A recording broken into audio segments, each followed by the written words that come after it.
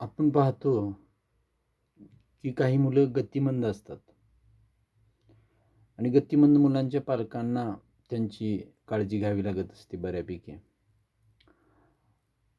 पण गतिमंद मुलांच्या पालकांना काळजी घेणे हा त्यांचा खूप मोठा प्रॉब्लेम नसतो. त्यापेक्षा मोठा प्रॉब्लेम त्यांना हा वाटत असतो की आता आम्ही आहे, आम्ही तर हे सगळं करतोय, पण आमच्या पश्चात ह्या मुलांचं कसं व्हायचं, हा त्यांचा मेन विचार त्यांच्या डोक्यात असतो. तर जर आपण आता हल्ली बघितलं की जनरली आपण बघतो काही मुलं अशी असतात, खूप निरागस असतात, खूप प्रामाणिक असतात. म्हणजे पूर्वी असं असायचं की निरागस किंवा प्रामाणिक अशी मुलं असली, कोणतरी सांगितलं की ते आईवडिलांना आनंद वाटायचा की हां, आपल्या मुलाबद्दल असं. पण हल्लीच्या ह्या जगात ना, जे आजूबाजूचं वातावरण आहे अवतीभोवतीचं, ते बघितलं की असं वाटतं की एक उदाहरणार्थ जर आपण बघितलं की एक जंगल आहे समजा.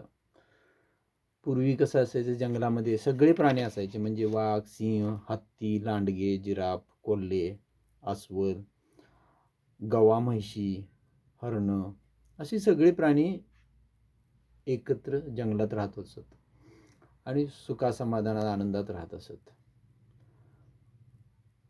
पण समजा काही काळानं तिथं फक्त लांडगेच जंगलात शिल्लक राहिले आणि काही हरणं, तर त्या हरणांचं आयुष्य कसं होईल?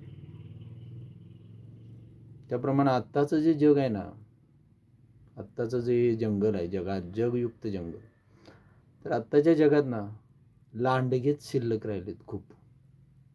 बाकीचे सगळे प्राणी कमी कमी होत गेलेत. त्यामुळं जी लोक हरणासारखी असतात,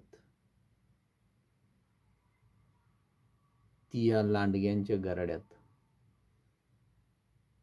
जर निरागस आणि प्रामाणिक राहून जगत असतील, तर निरागसता आणि प्रामाणिकपणा हा चांगला गुण की त्या लांडग्यांच्या पुढं चुकीचा गुण ठरेल? काय वाटतं तुम्हाला? विचार करण्यासारखी गोष्ट आहे. थँक्यू.